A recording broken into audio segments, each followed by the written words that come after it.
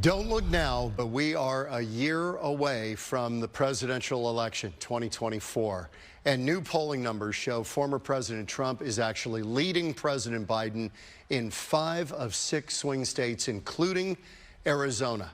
In the poll conducted by New York Times and Siena College, Arizona, you've got Trump up by 5. The survey also shows Mr. Biden is only ahead in one of those battleground states, and that's Wisconsin. Joining me live are political consultants Stan Barnes and Mike O'Neill with their insights into where we stand a year out. Gentlemen, thank you for spending a little time with us. Well, it's not the thriller in Manila, but in political terms, it's about as close as you get. You could end up with Trump and Biden again. A lot of Americans don't want it, but Mike O'Neill, do you think that's what we're going to get a year from now? I think the overwhelming likelihood is that is what we're going to get. There are things going on in both parties that suggest this poll has shaken some Democrats to the core. It remains to be seen what if this is validated by a second poll. In particular, I think it would be devastating. Any one poll is always a little bit risky. But the magnitude of change represented in this poll is really somewhat staggering at this point. So on the other hand, let me ask Stan Barnes the same question. Stan, do you think that we are headed for a rematch here? Yeah, I do. As Mike started to say, there's a lot of things in play, but the odds are we're going to get the thrill in Manila. We're going to get the rematch of the heavyweights, and I like that analogy. And only this time, I'm not surprised by Trump leading the polls. After all, things are not good in the United States. They're not good in the world. And they're worse on a lot of metrics for a lot of pocketbook issues for Arizonans and for Americans since Joe Biden took office. I'm thinking of interest rates. I'm thinking of gas prices. I'm thinking of the price of housing. I'm thinking of the war in the Middle East. I'm thinking of the embarrassment of Afghanistan.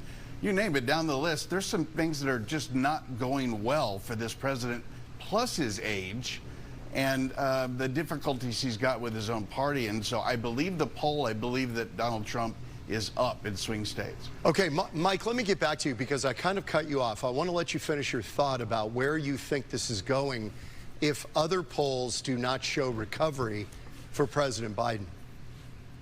Well, if there's no recovery over this, then Donald Trump wins. But there is one thing that is likely to change, which is a year out, when you ask people how they feel about things, they focus on the incumbent and how they feel about how the incumbent is doing, and they're not completely happy with that. But come actual election day, then it becomes much more of a comparative choice. It's not do you like Joe Biden, it's Biden versus Trump.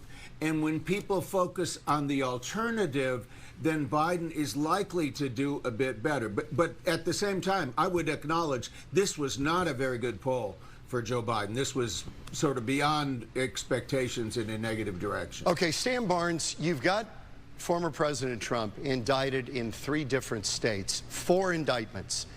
A former president has never been indicted. He's been indicted now 4 times. And it seems to have done nothing but strengthen his hand.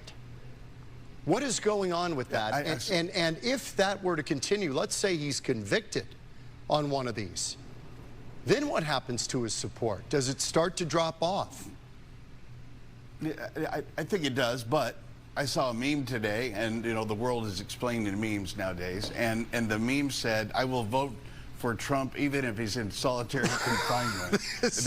Exactly what I'm getting at. There is a real movement in the country, and Donald Trump is in front of it. If Donald Trump is somehow out of the game, the movement is still there, but he's very much in the game, and he's proven that the normal laws of political gravity do not apply to him. Think of all the things Donald Trump has done and been and said that would have knocked out any normal politician. The fact that someone that ran for office to quote, get Donald Trump and is now attempting to get Donald Trump legally, if that person succeeds, if that prosecutor succeeds, do you think that's going to dent the Trump enthusiasm? Well, let me ask Michael that same question. Michael, do you think would you urge, if you were consulting, would you urge Democrats to back it off, that this piling on that some people see is actually helping them?